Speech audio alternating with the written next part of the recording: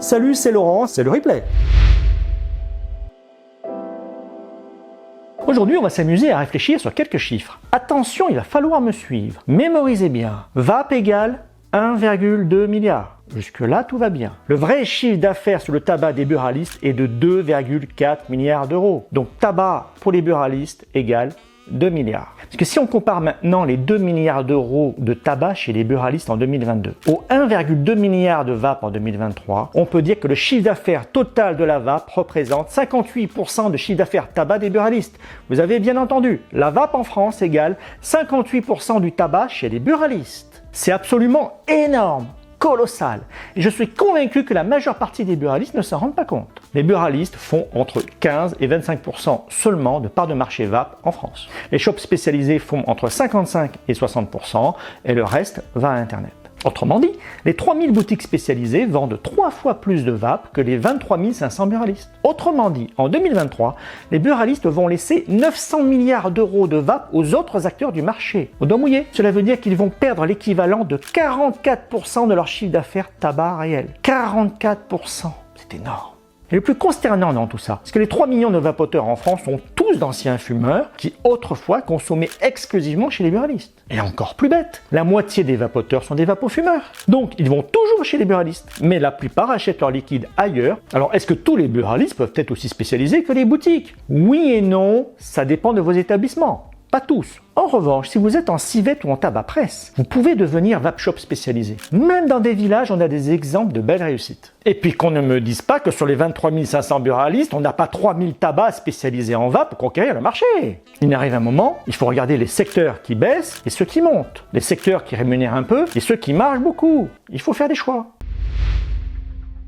D'après l'étude Anti-Pack Survey du 4e trimestre 2021, le marché parallèle en France atteignait à cette époque 36,9% de part de marché, alors qu'il était de 21,9% en 2017. Ça veut dire qu'en 4 ans, le tabac acheté hors réseau des buralistes a progressé de 68%. Pire, le tabac de contrefaçon fabriqué dans des usines illégales est passé de 0,3 à 17,6% pendant la même période. L'ensemble de cette hypercroissance des marchés illégaux du tabac en France a été dopé par le passage du paquet de cigarettes de 7 € en 2017 à 10 € minimum en 2020. La liste de tous les quartiers urbains envahis de vendeurs à la sauvette de tabac est bien trop longue pour tous les citer. Parfois, ils ne sont que quelques-uns près d'une station de métro, mais ils peuvent être des dizaines à avoir pris possession de quartiers entiers. 30 secondes suffisent au client pour acheter un paquet rouge à 5 €, alors que son équivalent légal est vendu 130% plus cher à 11,50 € chez le buraliste, non loin de là. L'amende de 135 € créée fin 2019 pour les acheteurs est très loin de les dissuader. Ils sont souvent convaincus d'acheter des produits légaux, mais étrangers, alors qu'en fait, ils achètent des cigarettes fabriquées dans des conditions insalubres. Les analyses de cigarettes contrefaites ont montré un taux de nocivité 30 fois supérieur aux cigarettes classiques. Ces bandes de vendeurs de rue sont un grand malheur pour la vie des riverains et des commerçants des quartiers dont ils ont pris le contrôle. Les bagarres et les rixes entre vendeurs à la sauvette peuvent se terminer à coups de couteau, créant ainsi une atmosphère délétère pour tous les habitants. Parce que la vente de tabac à la sauvette peut s'accompagner aussi de vente d'opioïdes, de drogue et de mise en place d'organisations de vol à la tire. L'exaspération est telle que certains maires de villes de banlieue en sont arrivés à manifester pour attirer le regard des pouvoirs publics. Pour tous ces petits revendeurs à la sauvette, les peines judiciaires sont très faibles. Devant l'impunité générale, des habitants cherchent à se défendre. Des associations, des citoyens s'organisent pour alerter. Le phénomène des revendeurs à la sauvette fait partie de tout un syndrome lié à la misère du monde. On les retrouve parmi d'autres dans la clientèle des marchands de sommeil. Ou bien ils ont recours à des squats organisés de pavillons ou d'appartements, souvent insalubres et dangereux.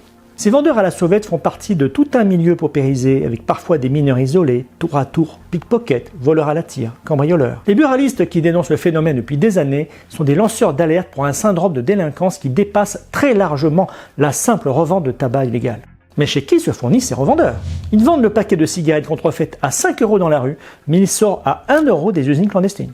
En février 2023, la 5e usine de fabrication de tabac contrefait a été découverte en France. Les usines clandestines belges, espagnoles, polonaises ont été découvertes et dont la production alimentait aussi la France, le premier marché clandestin d'Europe. Le ministre des Comptes publics, Gabriel Attal, reconnaissait en décembre 2022 que le marché parallèle faisait perdre à l'État 2,5 à 3 milliards d'euros de taxes. Les bénéfices globaux de ce marché illégal sont colossaux.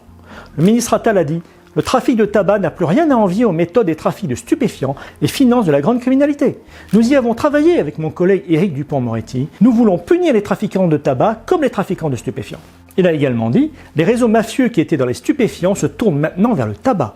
Les revenus y sont importants, mais aujourd'hui, les sanctions pénales sont plus légères. » Alors un plan de lutte contre les trafics a été mis en place en janvier 2023 avec la constitution des GLAT, groupes de lutte anti-trafic de tabac. Cependant, quelle peut être l'efficacité d'une politique gouvernementale de lutte contre les trafics de tabac? À titre d'exemple, jusqu'à présent, la France a l'une des politiques anti-cannabis les plus dures d'Europe, avec la population de consommateurs de cannabis la plus élevée et des quartiers entiers sous la coupe des dealers. Fera-t-on mieux contre le tabac contrefait?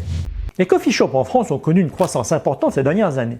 Mes chiffres datent un peu, mais ils seraient 3500 environ, dont quelques enseignes célèbres comme McCafé, Starbucks ou Columbus. Cette augmentation du nombre de coffee shops s'explique par la popularité croissante de ces établissements, mais également par la diversification de leur offre avec des produits de qualité supérieure et une expérience client améliorée. Alors à première vue, buralistes et coffee shops sont deux univers différents. Néanmoins, on trouve en commun le café et le snacking. Nos bars tabac pourraient s'y intéresser. En proposant également des boissons chaudes de qualité, des pâtisseries et des produits de restauration rapide, des bars tabac pourraient attirer une clientèle plus diversifiée et augmenter leur chiffre d'affaires. Alors, tous les bars tabac, certainement pas. On est d'accord. Ça dépend où, ça dépend de votre place, du profil de la clientèle du quartier. Mais certains d'entre vous, pourquoi pas? Et à l'heure où les buralistes doivent se transformer, je pense qu'il faut regarder ce qui se passe autour de nous avec intérêt et voir si on peut s'inspirer.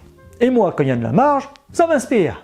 Aujourd'hui, à Noisy-le-Sec, on suit et on soutient 3 maires qui se sont mobilisés contre la vente à la sauvette du tabac. S'il doit y avoir un produit qui doit être encadré par les buralistes, c'est juste l'action de fumer en France qui doit être encadrée que par les buralistes. On connaît de très nombreux vendeurs à la sauvette de cigarettes, de médicaments et depuis à peu près 1 an et quelques qui vendent illégalement des cigarettes qui sont nocives pour la santé. L'objectif, c'est de dire qu'il faut absolument qu'on puisse avoir des moyens supplémentaires et depuis maintenant un peu plus d'1 an, on demande à être reçu par le ministre de l'Intérieur pour trouver des solutions qui soient pérennes et pas simplement un coup d'épée dans l'eau de temps en temps. Dès 2021, nous nous sommes mobilisés en tant qu'élus sur place à travers des campagnes de communication en allant voir les acheteurs, les vendeurs pour les sensibiliser justement au danger que représentait cette vente à la sauvette. Donc nous nous sommes mobilisés en écrivant au préfet, en écrivant au préfet de police, à M. Darmanin, en écrivant de part et d'autre, en faisant signer des pétitions, en menant différentes actions depuis 2 ans. Le trafic continue de progresser et d'augmenter. L'État doit prendre ses responsabilités. C'est une stratégie des vendeurs à la sauvette qui gagne. C'est-à-dire qu'on est parti de la porte de la Villette, et puis après c'est venu à Aubervilliers, et puis après c'est venu à la Courneuve, et puis après c'est voilà. Et donc on est dans un espace de gagne-terrain. Il faut créer les conditions de faire avec un travail de la police, un travail de la justice qui soit un peu plus déterminé sur ces questions-là. Aujourd'hui, moi j'attends qu'il y ait une mobilisation citoyenne parce que bon, s'il y a des vendeurs à la sauvette, c'est qu'il y a des acheteurs à la sauvette. Il y a aussi ce travail-là de sensibilisation de l'opinion publique. Et voilà, la semaine est finie. Eh bien, on va se retrouver lundi pour les nouvelles aventures du monde impitoyable des buralistes. Ciao, belle vente!